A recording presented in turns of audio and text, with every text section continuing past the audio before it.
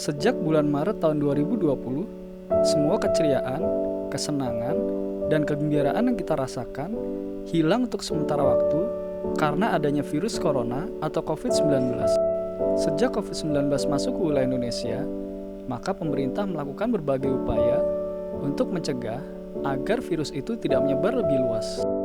Upaya yang dilakukan pemerintah untuk mencegah penyebaran COVID-19 diantaranya dengan melakukan batasan kegiatan sosial seperti untuk sementara waktu melarang kegiatan ibadah di gereja, melarang kegiatan sekolah tatap muka, melarang bepergian ke mal, dan juga untuk sementara waktu orang-orang dilarang untuk pergi ke tempat wisata.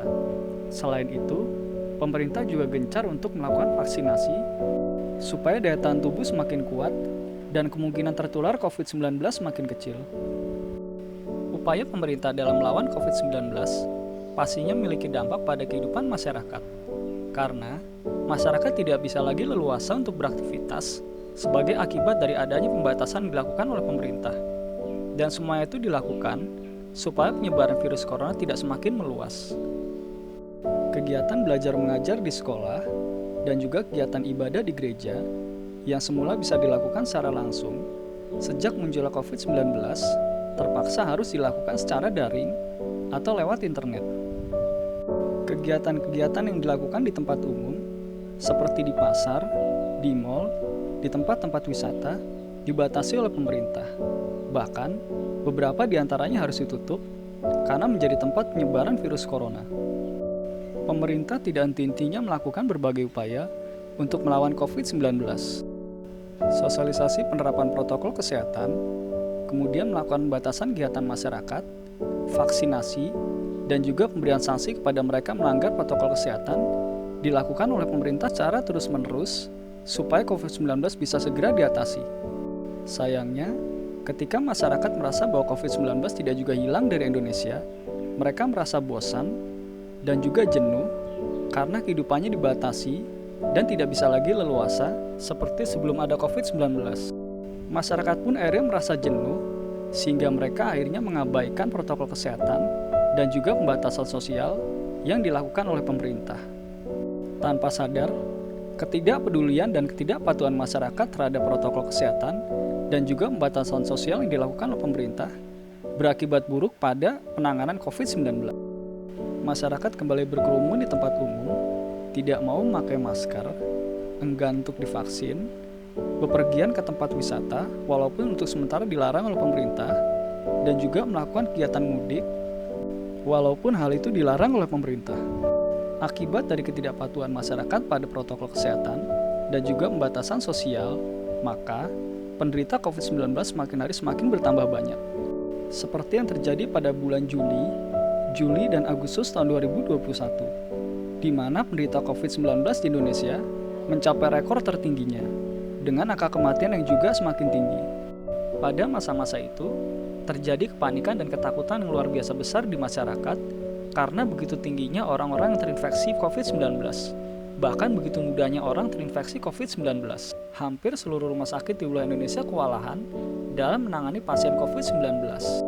Hal itu juga diperburuk dengan terjadinya kelangkaan oksigen maupun tabung oksigen di seluruh wilayah Indonesia. Dampak dari pandemi COVID-19 yang berkepanjangan juga dirasakan oleh anak-anak di seluruh wilayah Indonesia. Mereka yang tadinya bisa bersekolah secara tatap muka, sejak COVID-19 terpaksa harus belajar secara daring. Sementara itu, tidak semua anak dapat mengikuti pembelajaran secara daring. Hal ini dikarenakan adanya batasan dari segi ekonomi maupun tempat di mana anak itu berada. Pembelajaran secara daring juga membuat anak-anak menjadi sedih dan marah karena begitu banyaknya tugas yang harus mereka selesaikan. Sulitnya untuk mengerti materi yang disampaikan oleh para guru dalam memberikan pengajaran, dan juga terjadinya gangguan pada jaringan ketika pembelajaran daring sedang dilakukan. Adik-adik, dalam situasi yang sulit karena wabah COVID ini, apakah kita harus terus-menerus merasa takut dan khawatir akan masa depan kita? Berikut ini, kita akan menyaksikan sebuah cerita mengenai kisah Nabi Yeremia yang mengirimkan surat kepada orang-orang buangan di tanah Babel, yaitu kepada orang-orang Yerusalem dan Yehuda yang diangkut oleh Nebukadnezar ke negeri Babel.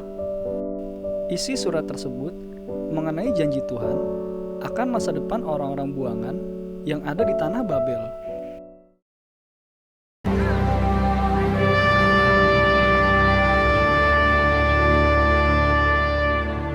This is what the Lord Almighty, the God of Israel, says to all those carried away captives, whom I have caused to be carried away from Jerusalem to Babylon. This cannot be the word of God. Build houses and dwell in them. Plant gardens and eat what they produce. Marry and have sons and daughters. Find wives for your sons and give your daughters in marriage that they too may have sons and daughters. Increase in numbers there, do not decrease. And seek for the peace and prosperity of the city to which I have carried you into exile. Pray to the Lord for the city, for if it prospers, you too will prosper. Pray for Babylon, for the Gentiles that burn the temple of our God. Do not listen to this lie. This is what the Lord Almighty, the God of Israel, said. Do not let the prophets and deceivers among you deceive you. They prophesy lies to you. In my name, I have not sent them, declares the Lord.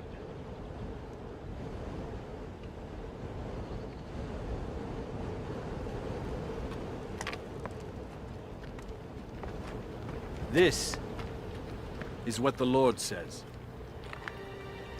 When 70 years are completed for Babylon, I will come to you and fulfill my gracious promise to bring you back to this place, Jerusalem.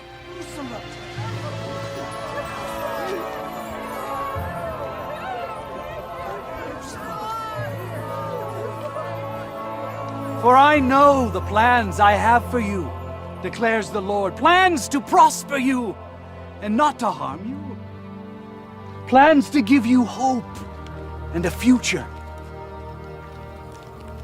Then you will call upon me and come and pray to me, and I will listen to you. You will seek me and find me when you will seek me with all of your heart.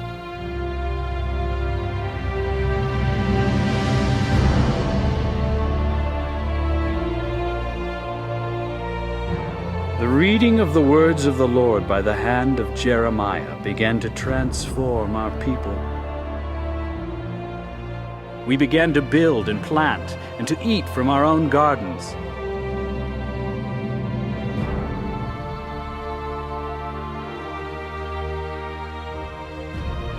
There was the song of marriage in our camp once again, and our numbers began to increase.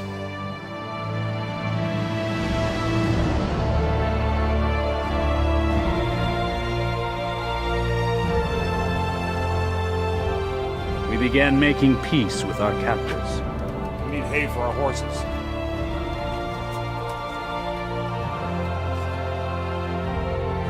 And even prayed for the city of Babylon. We began to prosper just as they too prospered.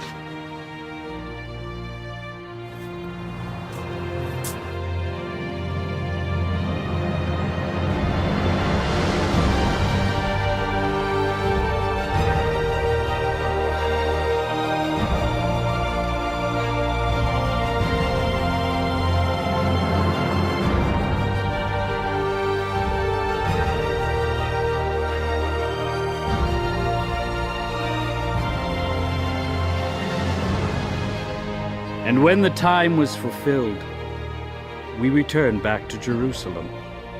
We returned in great numbers, with great increase, and with hope and a future.